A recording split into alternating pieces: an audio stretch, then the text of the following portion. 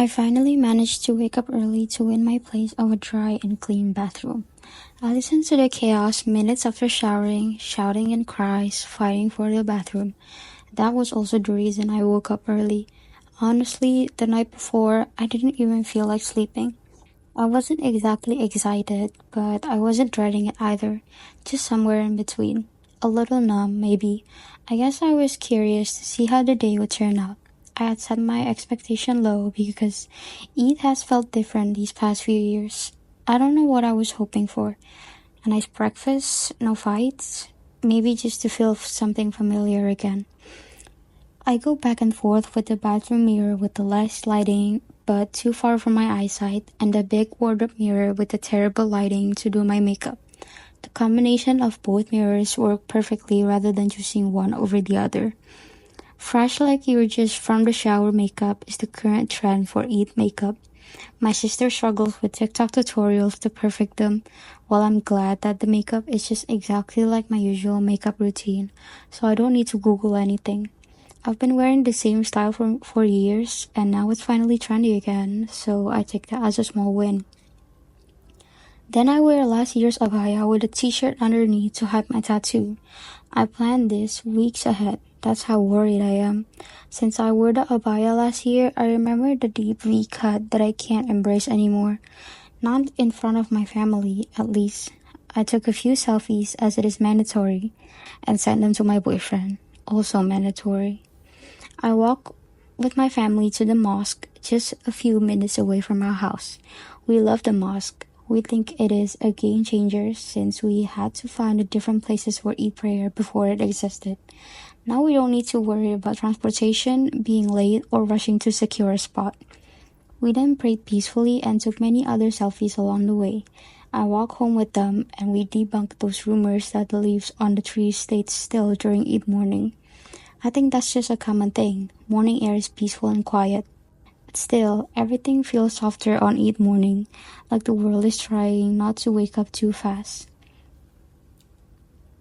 We ate until we couldn't anymore, and we made a random mocktail with no instruction. It was my cousin's idea. She saw something on Instagram and thought we could recreate it with whatever we had. We used lychee syrup, soda water, lime slices, mint, and whatever fruit was sitting in the fridge. My cousin brought us crystal ice for the mocktail, but it was all stuck together, so I showed them so I used to solve the problem as a former barista.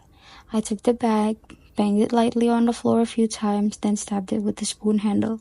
Instant crush ice. Mainly, I just wanted to flex.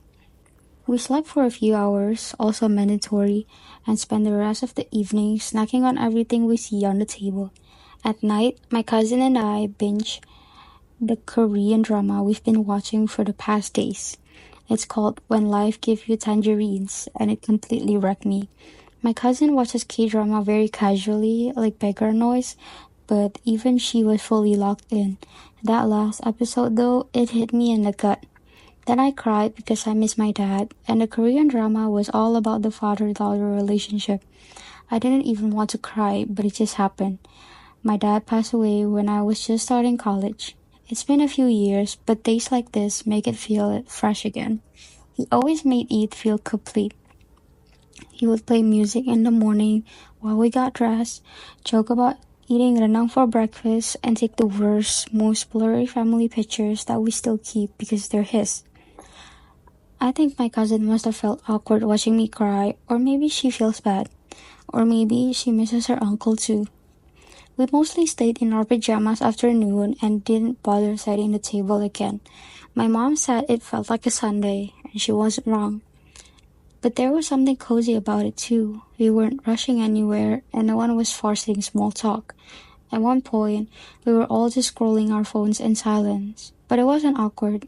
It was just that kind of day. If I had to rate this Eid, I'd give it a 7 out of 10. It wasn't bad, but it wasn't full of joy either. It felt like we were trying to fill in the missing pieces without drawing attention to them. We still did everything we always do, but something about it felt thinner, like a version like a version of the real thing. I think it was the absence of certain people and also just growing older. Eid used to feel like a full-on festival, loud and chaotic, This year felt quieter, a little more grown up.